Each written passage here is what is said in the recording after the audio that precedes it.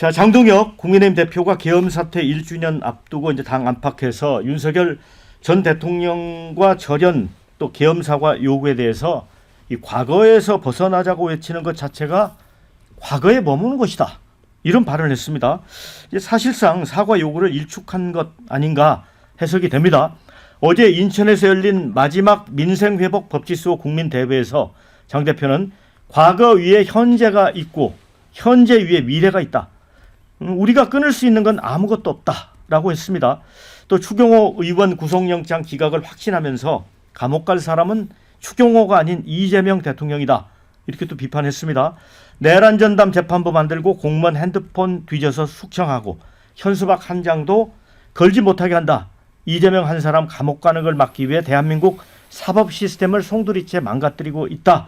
무너지는 대한민국 지키기 위해서 제대로 싸우는 게 답이다. 앞으로도 이제 강경하게 이제 투쟁을 하겠다는 끝으로 읽혀집니다.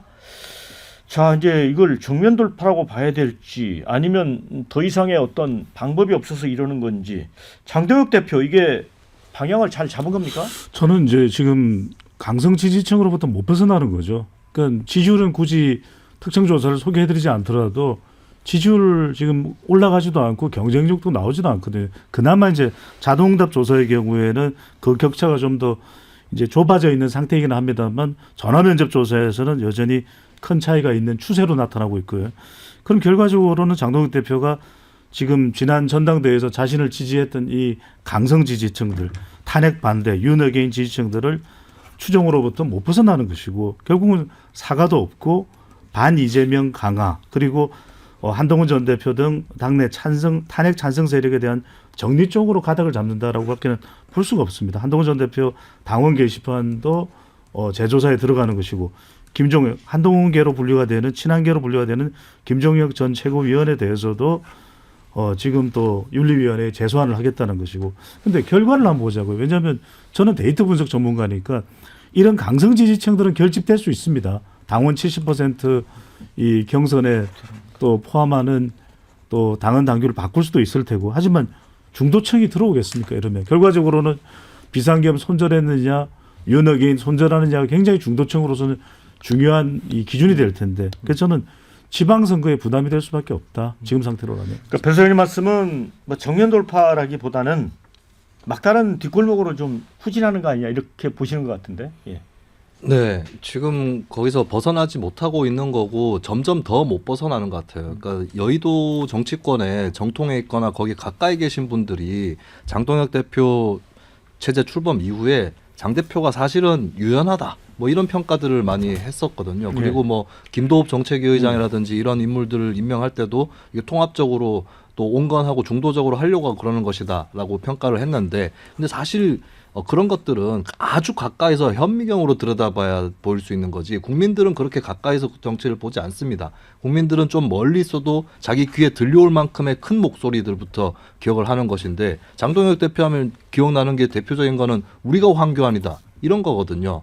여기서 점점 더 뭐 하루에 1도씩 이렇게 돌아간다라고 했지만 거꾸로 반대 방향으로 극우 방향으로 1도씩 더 돌아가는 1m씩 더 걸어가는 그런 행보를 보여왔고 이번에도 어떻게 보면 이재명 정부나 민주당에 어떤 악재가 있다라고 국민의힘이 믿는 것이 국민의힘한테 더 독이 되고 있는 게 국민의힘이 지난 대선에서 잘못된 교훈을 얻었다고 봐요. 41%의 득표율을 얻었는데 이게 평소에 윤석열 전 대통령 탄핵 반대율이라든지 국민의힘 지지율하고 격차가 제법 있는 겁니다. 사실 이 여론에 대해서 국민의힘이 좋아서 찍어준 것이 아니라 이재명 후보나 민주당이 너무 표를 많이 가져가면 안 되기 때문에 그러면 전국의 균형이 너무 안 맞고 또 다른 독주가 될 수 있을까 봐 그걸 우려한 국민들이 의도적으로 반대쪽으로 추를 실어준 그런 측면이 상당히 큰 거거든요. 근데 그걸 가지고 그냥 본인들의 표로 여기고 있다.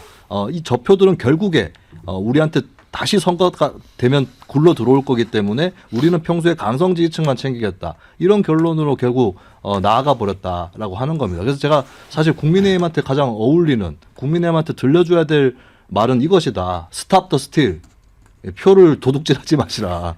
예, 국민들이 국민의힘이 좀 반성하고 혁신하기를 기대를 하고 이재명 정부를 좀 제대로 견제하라고 찍어준 표인데 그 표를 윤호개인이라든지 극우층 뭐 부정선거 음모론 이런 쪽으로 다시 가져가 버리고 있다. 예, 이 말씀을 좀 드리겠습니다. 그러니까 장동혁 대표가 과거에서 벗어나자고 외치는 것 자체가 과거에 머무는 것이다. 어찌 보면 약간 철학적인 표현 같기도 한데 이게 이제 민주당이 이제 계속 밀어붙이고 있는 일종의 프레임, 그러니까 내란 프레임에 우리가 빠지면 안 된다는 생각을 하는 것 같긴 해요. 그렇죠.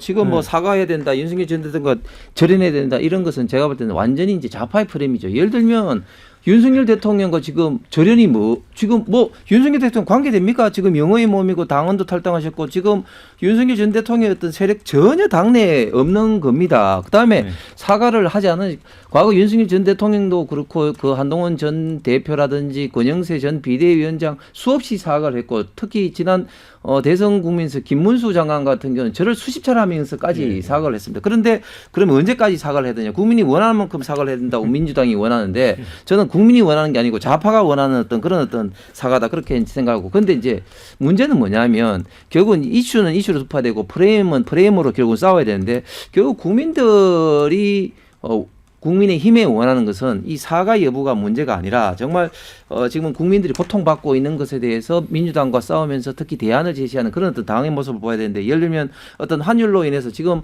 물가가 천정부지로 오르고 있습니다. 농산물이라든지 예를 들면 뭐 기름값이 이런 거는 통계청 국가데이터청에서 오늘 아침에 발표하는 걸 보니까 뭐 5%, 6% 한 달에 지금 올랐는데 민주당 같은 경우는 지금 지난 2024년 2월 달 같은 경우 대파값 좀 올랐다고 대파 쇼를 하면서 막 그런 어떤 프레임을 했는데 과연 지금 국민의힘은 국민들이 이런 고물가 고통으로 하고 있는데 제대로 그런 어떤 싸우고 있는 모습을 보이느냐. 부동산 문제도 마찬가지고 또 사업적인 이런 어떤 대장동 이런 항소 포기라든지 수많은 사업 파괴 이런 어떤 현장에서 과연 제대로 역할을 하고 있느냐. 결국은 이런 어떤 프레임 전쟁에서 밀리다 보니까 우세한 이런 어떤 프레임에 싸우지 않고 계속해서 불리한 어떤 프레임에 지금 늪으로 빠져들고 있는데 여기에 대해서 장동혁 대표가 강하게 지금 이제 문제 제기를 하는데 결국은 이게 대표 한 사람만의 문제 아니라 당 전체가 여기에 대해서 이제 해야 되는데 좀 현재 당 내에서 약간은 좀 그 장동혁 대표 체제와 좀 다른 생각을 갖고 있는 사람들 그리고 같은 생각이라 할지라도